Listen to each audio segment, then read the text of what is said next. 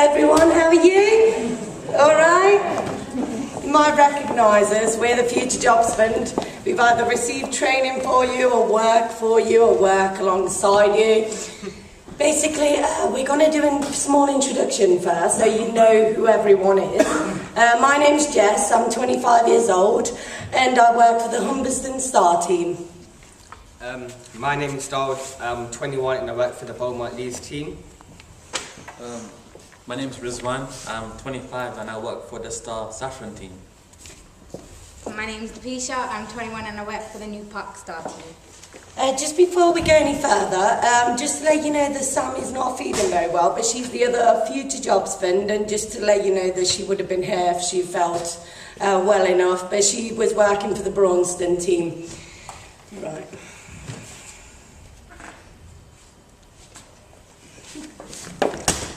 Thanks. Okay. Right. We're going to explain various things today, but basically we're going to concentrate on our experience, basically, who we work for and why this initiative was set up. So let me pass you on to my colleague, Rizwan. Hello. I'm just going to talk about what the Future Jobs Fund is and how it went down in Leicester, and the opportunities that the Future Jobs Fund project provided for young people. Basically, the Future Jobs Fund was a £1 billion government funding scheme that was introduced by the Labour government way back in 2009. It was primarily aimed for 18 to 25-year-olds who had been unemployed for more than 6 months. The main aim was to create 150,000 jobs, which would provide minimum wage, and people who applied to the scheme would have to work 25 hours a week for a period of about 6 months. It was to be run by the Department for Works and Pensions, and those that were eligible for it would be referred to the initiative by the Job Centre.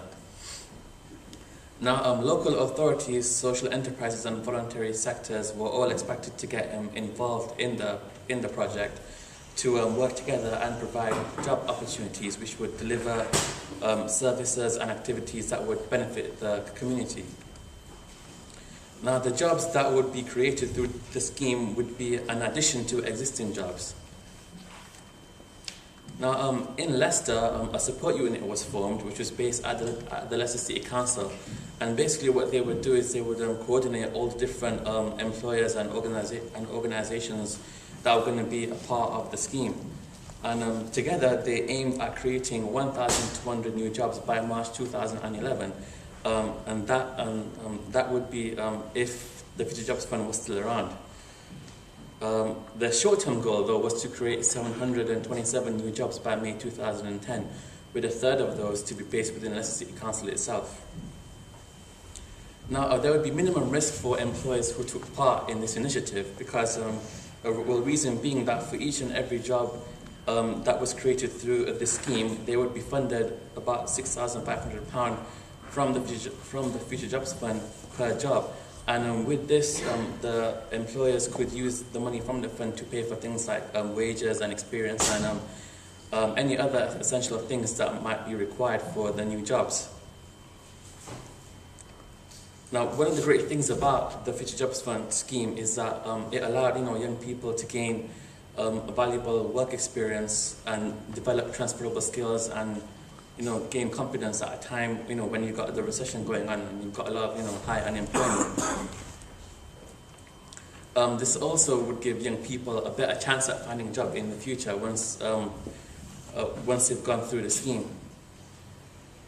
And the scheme also gave young people a chance to try new things, to achieve things without not having the fear of not succeeding. And in our case, this wouldn't have happened if we didn't find employment at the Leicester City Council and STAR through the Future Jobs Fund. I'll pass it over to my colleague Jessie.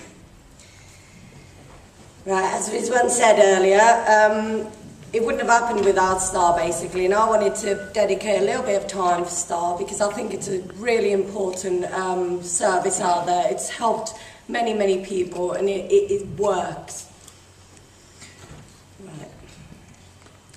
STAR is a housing-related support service, which is based in Leicester, and it's managed by the Leicester City Council. What we did basically is our job title is housing-related support worker, trainee housing-related support worker, so we were to do the same jobs as everybody else.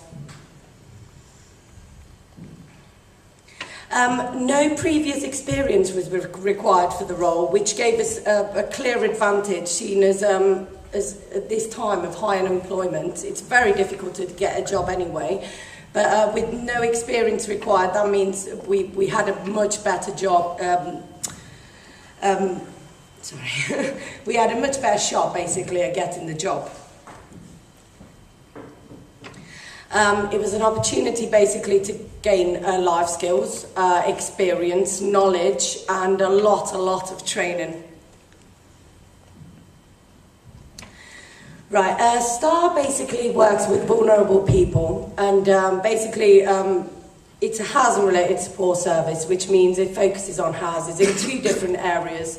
One of them is to prevent homelessness, and the other one is resettlement, basically helping people move home and make sure they've got everything they need and they can access services or anything they need, basically. But we do a lot more than that. We work with multi-agency, we share information with other agencies, but we provide a lot of support and advice through these hard times. These are our client groups. As you can see, there's quite a few. It's basically everyone. We work with everyone. And now we know the Boost project. Now we're sort of even tighter than we were ever before. Let me pass you on to my colleague, Darwood. Our role in STAR, our job title was a trainee housing related support worker. We were paired up with our mentor, which gave us advice and guidance throughout the whole process within the 6 months to point us in the right direction through supervision, etc. We learned to perform the same job as our mentor, and we developed skills through first-hand experience and training. Mentors and mentees, as we've mentioned before, we're all based in various locations in Leicester and Leicestershire.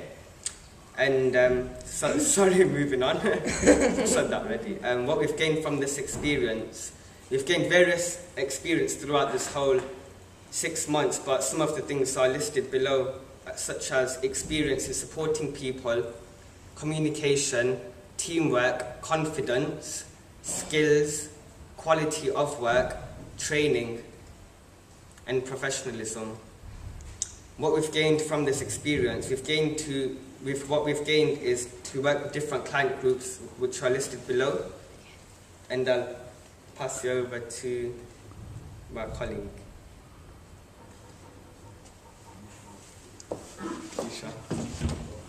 This is just some of the training that we've gone over. Shevelyn's already actually gone over most of it.